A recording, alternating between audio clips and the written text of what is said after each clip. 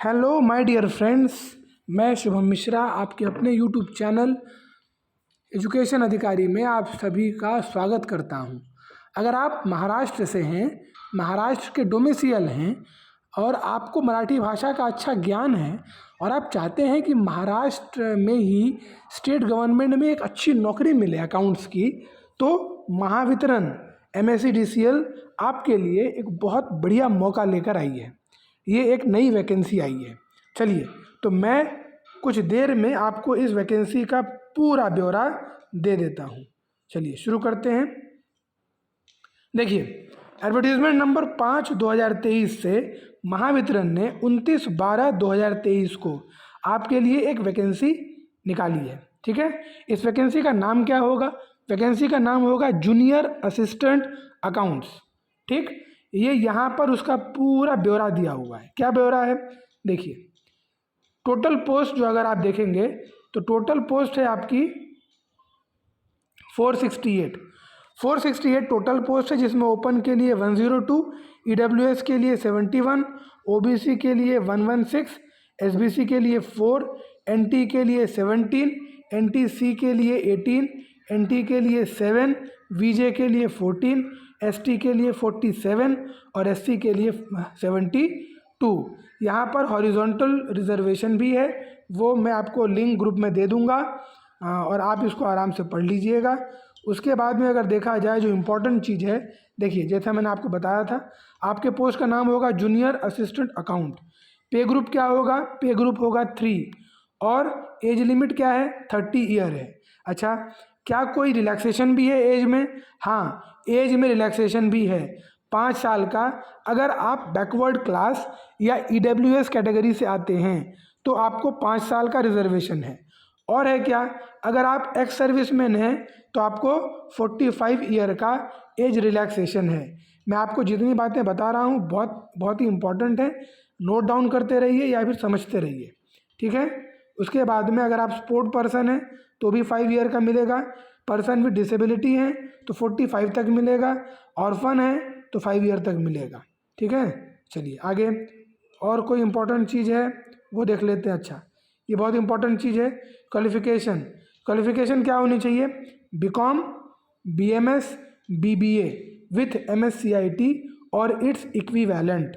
मैं क्या बोल रहा हूँ आपसे, फिर बोल रहा हूँ बार बार, BCom, BMS, BBA with MSCIT और इट्स इक्विवेलेंट, ये आपके पास होना चाहिए। उसके बाद एक्सपीरियंस चाहिए क्या? नहीं, आपको कोई एक्सपीरियंस नहीं चाहिए, फ्रेशर्स होंगे तो भी आपको चलेगा।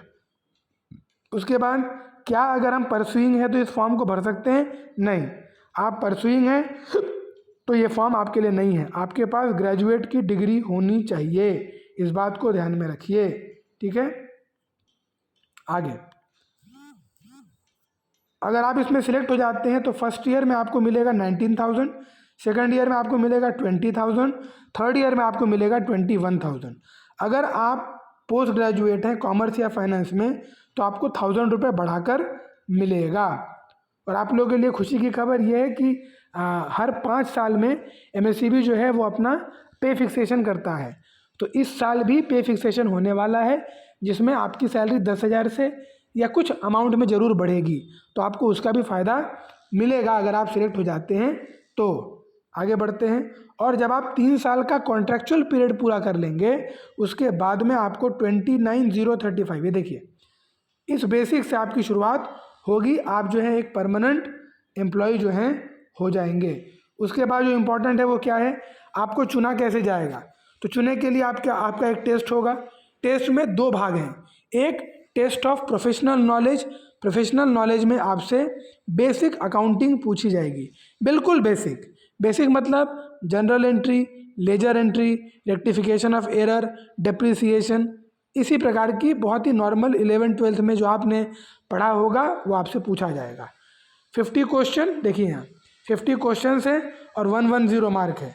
उसके बाद में बाकी general knowledge, reasoning, quantitative aptitude और मराठी लैंग्वेज का जो टेस्ट है उसमें 40, 20, 20 उसके मार्क भी इस प्रकार से हैं। तो आपका जो टोटल मार्क होगा वो होगा 150 और जो क्वेश्चंस होंगे वो होंगे 130। ध्यान में रखिए इन बातों को। उसके बाद निगेटिव मार्किंग है इसमें 1/4 की, ये देखिए क्लियर लिखा हुआ है कि 1/4 की इसमें निगेटिव मार्किंग है,